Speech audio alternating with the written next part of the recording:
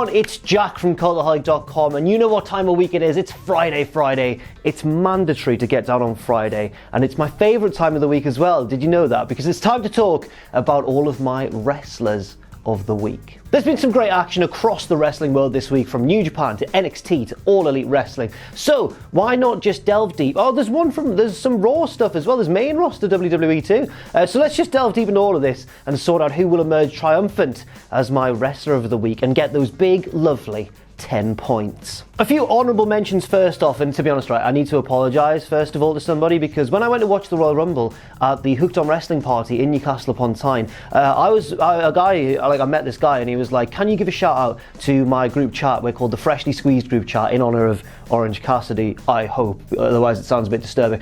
And I said, yeah, of course I will. I thought I was going to do that last week and I just forgot. So if you're still watching, if that hasn't, completely turned you off from all of our content, Freshly Squeezed group chat, my boys, you know who you are.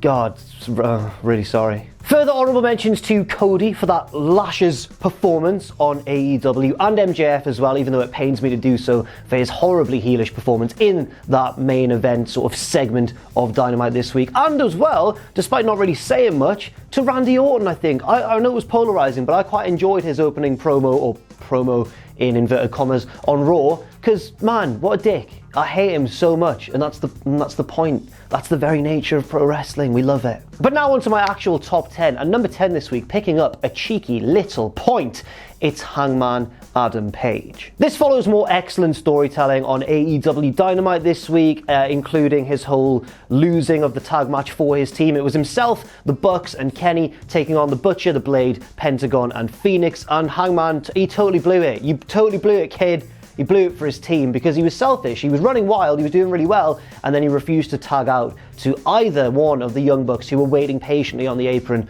and he got absolutely murked by the Lucha Brothers for his troubles. Then, of course, there was that excellent backstage segment where Matt Jackson was like, dude, what's your problem? Actually, I think I know what your problem is. And then he took that pint out of his hands, and then Hangman raised up a pitcher from beneath the camera. And I assume he's going to turn heel at some point, turn on his buddies.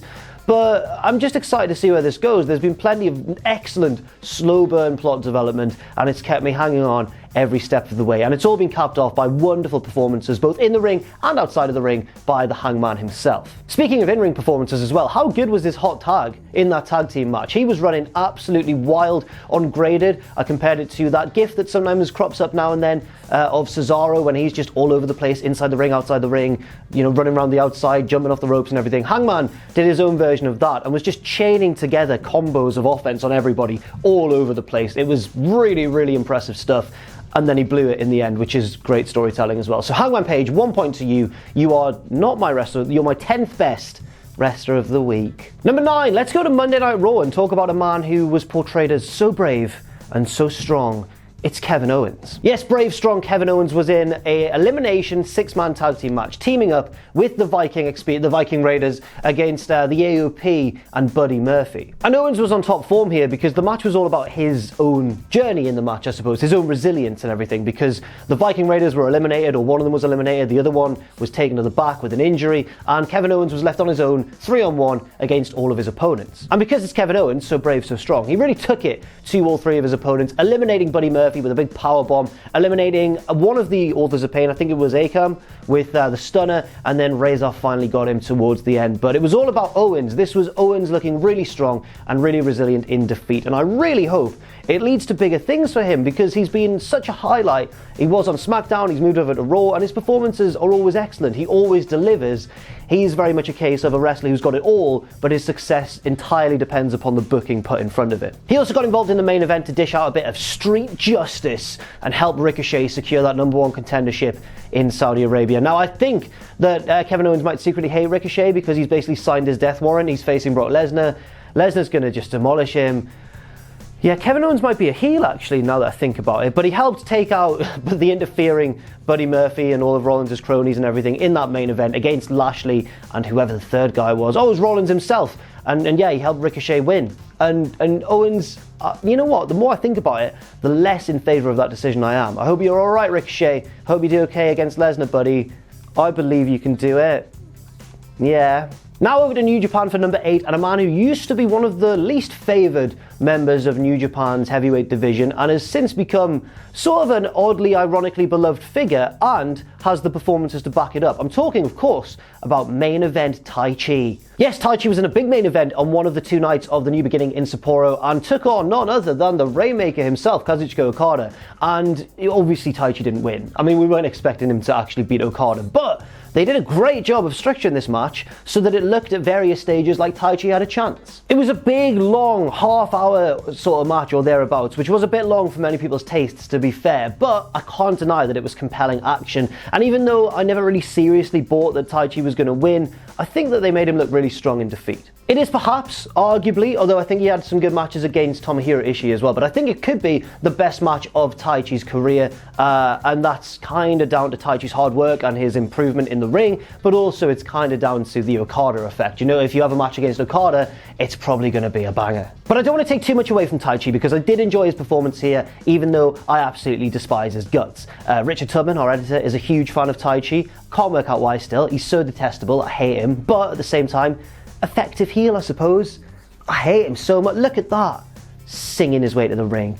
What a dick. Number 7, Hiroki Goto. Poor Hiroki Goto, man. He had a big victory at Wrestle Kingdom over Kenta, winning the Never Openweight Championship and kind of avenging his best friend Katsuyori Shibata, and now he's lost it. You barely held that belt for a month, mate. Big emotional victory on the biggest show of the year, and then you lose it at the first time of asking. It was a great match though, one of the 2 best matches of the week, I think, in my opinion, and Goto put on a characteristically great performance. He is very much one of the nearly men of New Japan who can never quite get it done, never quite win the big one, never quite win a G1 climax, or with these lower card titles, never quite have a big definitive reign that elevates him into a better position. He's always bouncing around, but never really gets the job fully done, and that's really sad. It's a sad booking decision, this one.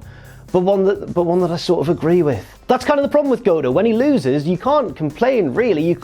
I never really find myself thinking, oh no, Goto's lost, he really should have won that one. I often think, oh no, Goto's lost, that's such a shame. But it's elevating another guy, so I understand it. Goto is perhaps one of the most selfless wrestlers in the world. He is so talented, so well-rounded in the ring, and is often just used as a tool to get other guys over. And yes, there's always going to be people in every promotion who fulfill that role, but Goto, it seems to be him so often, and I just love for him to win the big one day, but because there's so much main event talent in New Japan currently, I just can't see a window where it could feasibly happen. Now, I know these 4 points are going to be scant consolation, but who knows, maybe Goto is a huge fan of Wrestlers of the Week, and this is a big deal for him. Maybe this is better than one day becoming the IWGP Heavyweight Champion. Who knows? I know, and I'm talking absolute rubbish. Number 6, from one of New Japan's nearly men to another one, and a man who finished joint second in last year's Wrestlers of the Week league table. I think he did in the end. I might have to recheck those totals, but he was definitely up there. He was definitely one of the Wrestlers of the Year last year. It's the Stone Pitbull, Tomohiro Ishii. Now, Ishii wasn't in one of the best matches of the 2 nights of the New Beginning in Sapporo, but he was part of a very good match, a sort of second-tier excellent match against Evil, a man with whom he always has wonderful chemistry. And it was a big win for Tomohiro Ishii. I know I saw a lot of, when you read predictions online and stuff, I saw a lot of people saying, oh, Evil might win this one. It might be another mini singles push for him. And I'm a big fan of Evil, and I love the way that he can have good matches with pretty much anybody on the New Japan roster, from Ishii to the likes of Okada and so on. But I really wanted Ishii to beat Evil here, and thankfully he did so. Why was I so in favour of Ishii winning? Well, I think that he had such a good year last year. He had an excellent, amazing G1 climax where he was just putting on match after match after match of the year candidate, and then Wrestle Kingdom rolled around and he had nothing. He was part of like a multi-man match, so he didn't have a big feature match at Wrestle Kingdom, which I think would have been such a just reward for the excellent 2019 he had. And because of that, I was worried that New Japan were going to kind of put the coolers on Ishii a little bit and start winding down his entire run, and I got really worried about that. But now, this victory gives me hope that Ishii is going to rise through the ranks once again and hopefully maybe win the big one as well. But like Goto, I can't really see a space where he could do so. If Ishii was to become IWGP Heavyweight Champion, I would be delighted. I think Sam would explode with happiness. I think various lads in the office would be really, really pleased. But that's a big if. And I don't know if it's one that New Japan are going to go through with. But I would love it if it happened. I would love it if he beat them. That's a Kevin Keegan reference for anyone who... You know what, it doesn't matter. Let's move on to the next wrestler. Number 5, back to WWE, and a man I am very excited for. Perhaps my favourite prospect of the future in all of WWE across all of its brands at the moment. It's Angel Garza. It's been a very busy week for Garza, and after losing the Cruiserweight title in that Fatal 4-Way match at Worlds Collide, I was a little bit worried. I thought, maybe they don't have grand designs for Garza. Maybe he is just going to be one of the lower card guys when he's got such amazing potential, both in terms of charisma and in-ring performances. But this week has reassured me because Garza has been everywhere pretty much. He's been featured on Raw and NXT this week in pretty impressive roles as well. So on Raw, he was brought up by Zelina Vega to basically make a fool of Humberto Carrillo, poor Humberto Carrillo. They are cousins as well, so it's got that little personal edge too. And then he took on Rey Mysterio. He didn't win the match, he lost by DQ, but he demolished Rey Mysterio, dashing him into the exposed concrete on the floor. What an awful man. And then on NXT, he picked up a very impressive singles victory as well over Isaiah Swerve Scott. So yes, as I said, it has been a very busy week for Angel Garza. In just the space of a few days, he's got one over on Humberto Carrillo, Rey Mysterio, and also Isaiah Swerve Scott. What does he think this is? WrestleMania weekend a few years ago, when people just dot around from promotion to promotion? He does. Garza thinks that this week has been WrestleMania weekend 2017.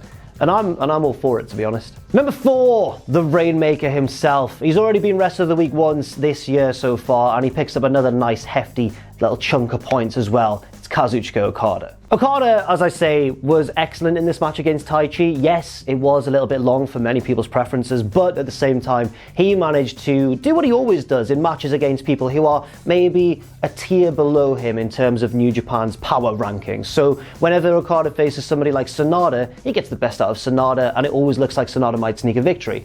I wasn't sure if that would work in the case of Taichi, but it absolutely 100% did. Taichi looked like a viable threat to Okada here. The big question is, has Okada's aura been diminished at all? Because obviously he lost the IWGP Heavyweight Championship in the main event of Wrestle Kingdom against Naito.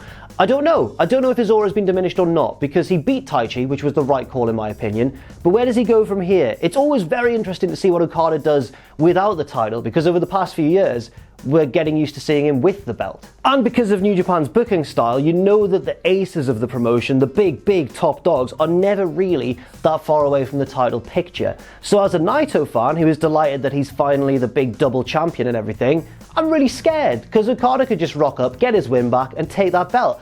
And it would even be hard to complain about, because Okada's so good, they'd probably make it work. But yes, I can't deny that Okada put on a great performance this week. I'll try and stop worrying about the future and whether Okada's going to just gain vengeance on Naito in horrible fashion a few months down the line, and I'm just going to enjoy the ride. Because yes, it is a bit of a rarity to see non-champion Okada in 2020, and I'm excited to see what happens. Will he dye his hair red again? Will he start coming out with balloons? Will he have a bit of a breakdown?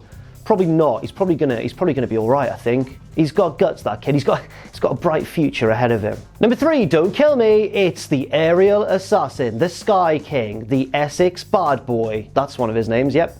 It's Will Ospreay. Yeah, when I mentioned that there were 2 excellent matches this week, one of them was the Goto one that I talked about earlier. The other one was this one, Ospreay challenging for the RevPro British Heavyweight Championship. And it was a very strong match. It wasn't my favourite match Ospreay's ever had, and I don't even think it was my favourite match of his this year. I think that would have been the one against Takahashi at Wrestle Kingdom, but it was a totally different style of match and a really good one. And a crucial one, I think. It could be viewed as a crucial one in the overall perception of Will Ospreay. The reason for that is there are still doubters. There are still people who think that Ospreay is only, a glorified high flyer and isn't as well-rounded as people like me think he is. Well, in this match, he demonstrated, there's been matches where he's demonstrated his striking prowess or his ability to string together a New Japan-style big epic main event match.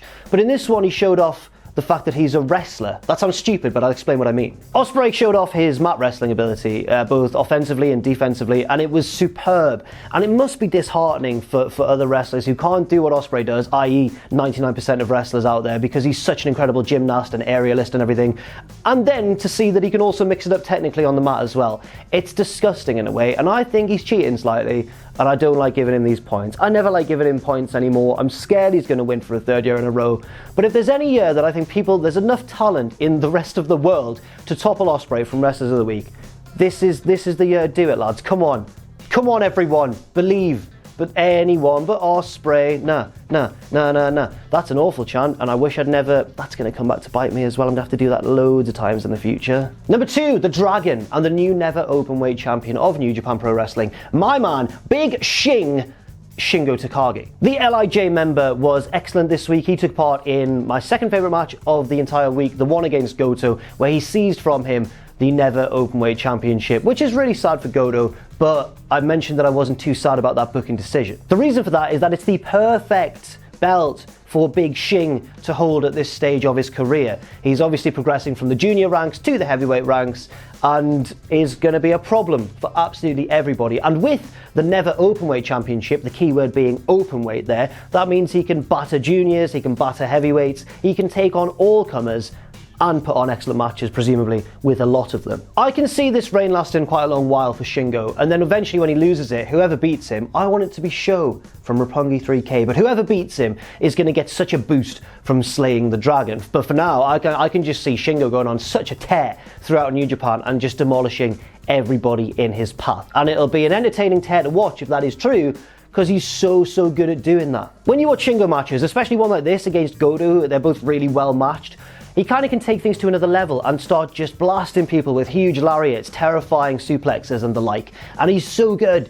And I want to see him do that against lighter people. And I was a little bit sad that he was moving up to heavyweight, but now that he's got this belt where he can challenge anybody of any weight class, I think that's a pretty perfect booking decision. And finally, number 1, and my wrestler of the week, and it's a bloody UK-based boy. And it's not Will Ospreay because he's already been on. It was his opponent and still the RevPro British heavyweight champion, Sabre Jr. What I've gleaned from this is that Zach absolutely loves the winter, because I think when I started Wrestlers of the Week 2 years ago, God, it's been 2 years. Oh no. But yeah, anyway, I'll shake myself from that existential dread. When I started Wrestlers of the Week 2 years ago, Sabre Jr. was killing it at the start of the year. He was ahead of Ospreay, he was ahead of everybody.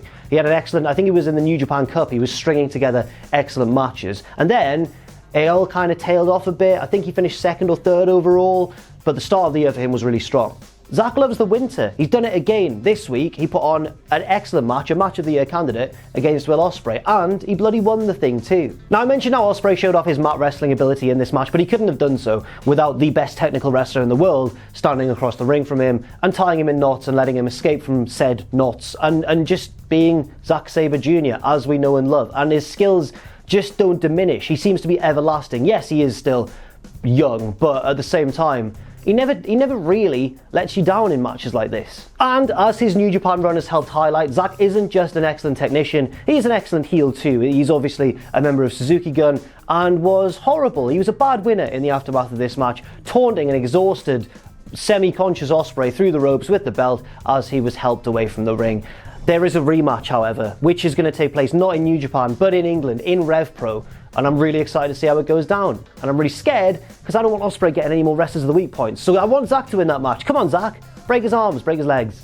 Break his arms again. Break the other one. Break all 4 of his limbs, and then get yourself 10 more points, mate. Go on. But in all seriousness, it's been a great week of wrestling. So congratulations to Sabre Jr. for standing atop a very competitive pile this week and emerging as my Wrestler of the Week. Now, let's take a look at that league table. As we can see, Kazuchika Okada is our new leader of the league table, with Will Ospreay creeping up to join 3rd. Oh my god. Elsewhere, it's getting pretty crowded, with 5 people all on 10 points. The latest of those being this week's winner, Sabre Jr. But who knows where it's going to go from here. I will say this has been probably the closest start to a Wrestlers of the Week series out of all 3 years I've done. So the future's bright, and let's see who can pick up some more points in shows down the line. Thanks very much for watching, and let us know what you think in the comments section down below. You can follow Cultaholic on Twitter at Cultaholic and on Facebook at facebook.com/Cultaholic. If you enjoy what we do, then please do check out our Patreon, patreon.com/Cultaholic, where you can pledge.